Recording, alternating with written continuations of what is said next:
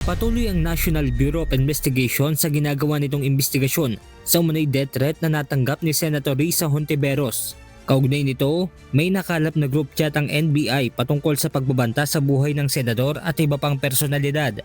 Ayon kay NBI Director Melvin Matibag, may naoobserbahan sila na tila umano'y pattern sa mga natanggap nilang ulat ng pagbabanta.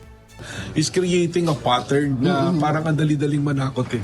In fact, we have persons of interest din yung nag-post na after na namatay si Mima, yung isang vlogger, may mga sinasabing isunod ng patayin tong mga tao na to. And their personalities, including nga dyan yung presidente. Samantala, inihayag rin ng NBI Director na maging siya ay nakatatanggap rin ng banta sa kanyang buhay. Araw-araw. Sabi nga ni Miriam, I eat death threats, I eat my breakfast for breakfast. I eat for breakfast. Dagdag pa ng hepe ng NBI, hindi ito dapat makagawian ng sinuman. Yun na yung nagiging norms. That's exactly what I'm saying, that we have to put a stop to this one. Marami lumaki tayo nung nakita natin yan. Pag may namatay tayong kapitbahay, kahit hindi natin kasundo, nakikiramay tayo. But this time, ang wish natin, pag may namatay, dapat mamatay na susunod ko. I think that should not be the norms.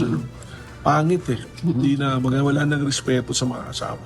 Sanda rin ng NBI na ipatawag ang sinumang matutukoy nilang sangkot sa pagbibigay ng death threats. Benedict Samson, humahataw sa balita ngayon.